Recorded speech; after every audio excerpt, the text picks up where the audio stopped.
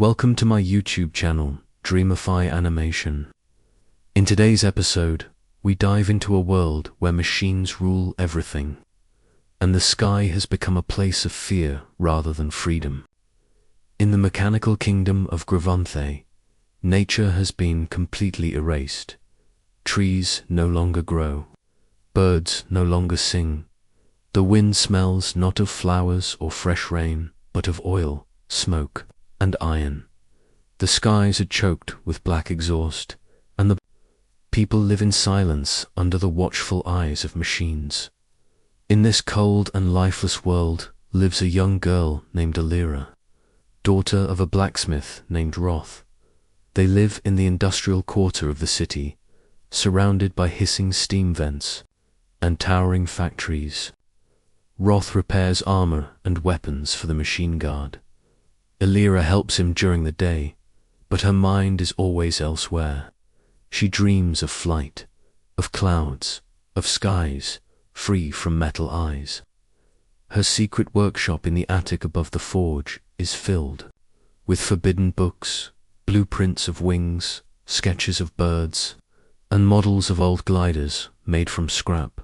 One morning, while scavenging for useful parts in the junk fields beyond the city's perimeter walls, Elira hears something impossible.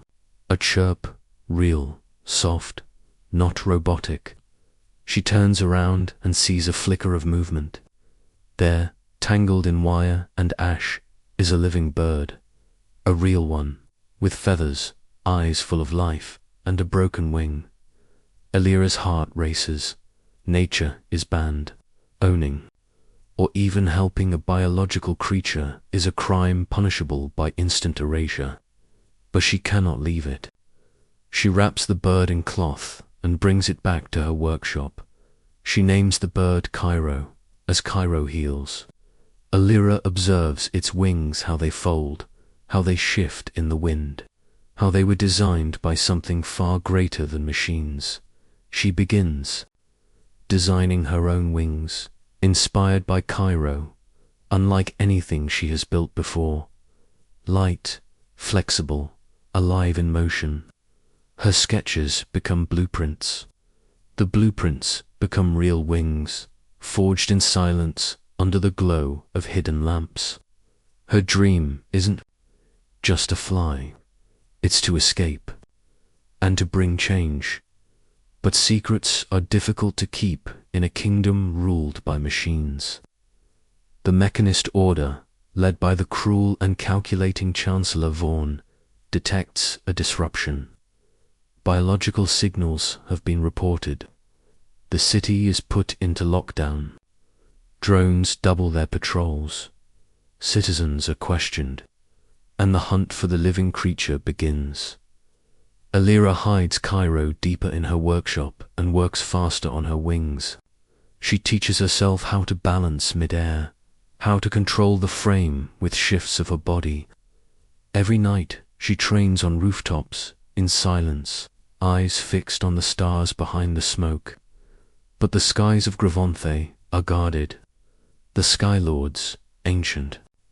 Warships hovering high in the clouds, watch everything. They were built during the last war between man and machine. Now they destroy anything unauthorized that dares to fly. Elira finishes her wings.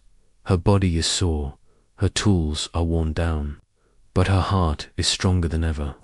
One night, just before dawn, she straps the wings to her back, opens the top window of her forge tower, and jumps. For a moment, she falls. Then the wind catches her. She soars. The feeling is indescribable. Below her, smoke.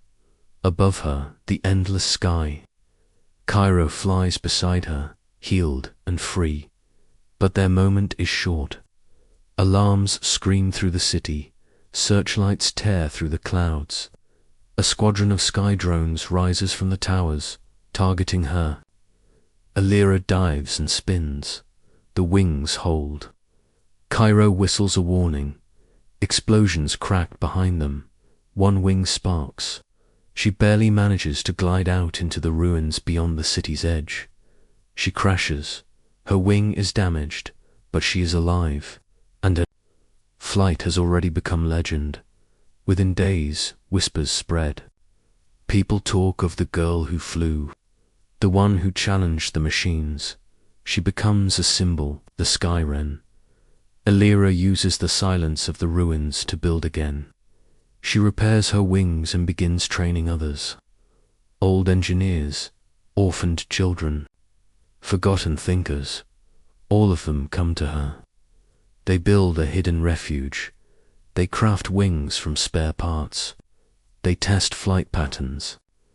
The rebellion is born. Gort, Kyro, becomes a mythic figure of his own. His image is sewn into jackets, painted onto hangars, etched into flight masks, a sign that life has not yet been erased. The machines tighten their grip. Chancellor Vaughn introduces the Nullwings, part human, part drone creatures capable of hunting rebels in the sky. These hunters are terrifying, fast, predictive, nearly impossible to escape. The rebellion suffers losses, missions fail, flights are intercepted. Elira's closest friend Kelm is captured and turned into a Nullwing. She sees him again, only once in battle. He hesitates mid-air, a flicker of memory. Then he vanishes into the storm. Elira nearly gives up. The burden is too much, the loss too painful. But she finds Kelm's final notebook hidden in the base. Inside is a blueprint for a Signula device that could override the Skylords. If placed atop the highest peak outside the city, it would disable their control systems and shut down the drone network for good. Elira knows what she must do, alone. She straps on her wings and carries the device. Kyro joins her. The climb is brutal.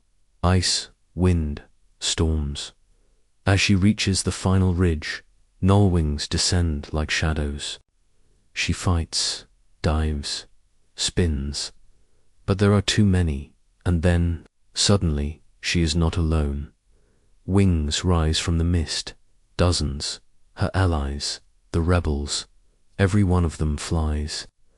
They come with different designs: solar sails, wind riders, gliders powered by muscle and spirit. Together, they fight back.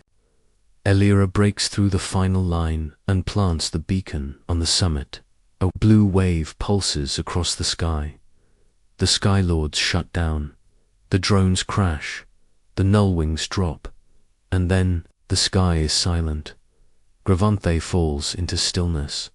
Not the cold kind, but peaceful. Factories go dark. The smog clears. Rain falls for the first time in decades. Real rain. The people emerge from their homes and look up, not in fear, but in wonder. The rebellion becomes a movement. Trees are planted.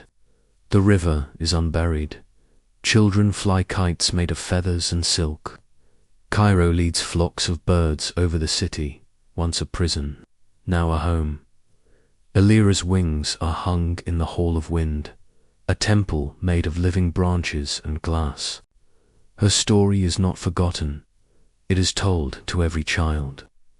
Not as a tale of war, but of balance, of remembering that nature and machine can exist, but only if freedom is honored. Thank you for watching. Don't forget to like, share, and subscribe to Dreamify Animation for more beautiful, meaningful, and original animated stories. Until next time, may your dreams always find wings.